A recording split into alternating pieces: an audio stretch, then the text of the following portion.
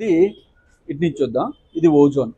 ఓజోన్ని chlorofluorocarbon అన్నాను కదా, దాంట్లో క్లోరిన్ ఉంటుంది. ఆ క్లోరిన్ ఈ O3తో రియాక్ట్ చేసినప్పుడు ఏం చేస్తుందంటే ఒక ఓన్ లాగేసుకుంటుంది. ఓన్ లాగేసుకొని ClOగా మారిపోద్ది. ఇక్కడ ఆక్సిజన్ మాలిక్యూల్ అవుతుంది. ఓకే, తర్వాత ఈ Cl మళ్ళీ ఇంకొక నేసెంట్ ఆక్సిజన్ తోటి రియాక్ట్ అయిపోయి ClO2గా, అంటే అది Cl మళ్ళీ Cl అయిపోద్ది, క్లోరిన్ Clగా మారిపోద్ది. అది ఇంకొక ఆక్సిజన్ మాలిక్యూల్ని జనరేట్ చేస్తుంది. బేసిక్గా ఏమవుతుంది, ఈ రియాక్షను O2గా మారిపోయింది, ఇక్కడ ఒక ClO అయిపోయింది.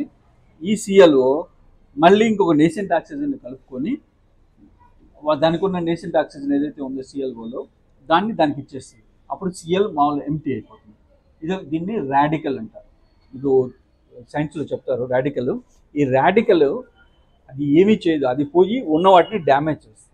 మన స్కూల్లో పిల్లలు కూడా ఉంటారు, కొంతమంది అల్లరి చిల్లరగా గొడవ చేసేవాళ్ళు ఉంటారు. వాడు చదవడు పెట్టడు, మిగతా వాళ్ళని డిస్టర్బ్ చేస్తున్నారు. అలాంటిది క్లోరిన్. అలాంటి వాళ్ళని ఏం చేస్తారు సార్, వాళ్ళు కంట్రోల్ చేస్తారు. అదే మనం చేయాల్సింది ఇక్కడ. అసలు ఇది కానీ వాడకున్నాం అనుకో, ఇది లేకుండా అట్మాస్ఫియర్లోకి పోకుండా చేసామనుకోండి, ఇక్కడ ఓజోన్ డ్యామేజ్ కాదు. అది ఇప్పటికే డ్యామేజ్ అయింది. ఇది స్ట్రాటోస్ఫియర్లో ఉండే ఈ ఓజోన్ 50 years వరకు ఉంటుంది. ఓకే, ఇంగ్లీష్లో చెప్తున్నాను. On the occasion of world ozone day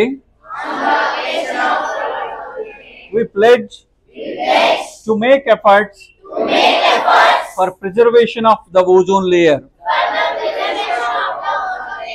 We further resolve to be ozone friendly citizens and promote use of ozone friendly goods